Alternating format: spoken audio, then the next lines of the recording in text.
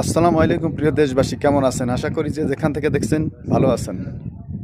ঢাকা বিশ্ববিদ্যালয়ে গোলাম আজমের ছবির উপরে পা রেখে ছবি তোলা, মানে এই রাজনীতি আবার শুরু হয়ে গেছে। যে রাজনীতি হাসিনা চালিয়ে যাচ্ছিল, হাসিনা চলে যাওয়ার পরে গত একটা বছর মোটামুটি সেই রাজনীতি থেকে আমরা পিছিয়ে এসেছিলাম।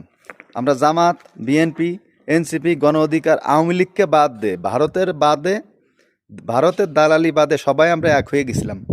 আবার রয়ের ইনজেকশন এমনভাবে মাইরে দিচ্ছে বিএনপির ভিতরে যে আবার সেই শত্রুতা শুরু হয়ে গেছে। যে ব্যক্তি মারা গেছে অনেক আগে, তার ছবির উপরে পা রেখে এভাবে ছবি তুলে দেশের ভিতরে আবার হিন্দু মুসলমানদের মনে আঘাত দিয়ে এই যে এই রাজনীতিটা চালু হয়েছে, এই রাজনীতিটা আমরা আসলে চাইনি। এই রাজনীতিটা শেখ হাসিনা চালু করে গেছিল। আমরা মনে করেছিলাম সেই রাজনীতি থেকে বাংলাদেশ বেরিয়ে এসেছে, বেরিয়ে নতুন রাজনীতি শুরু করেছে, কিন্তু আসলে সেই রাজনীতিতে আমরা রয়ে গেছি। আমরা সেখান থেকে বেরিয়ে আসতে পারলাম না, আমরা সেইখানেই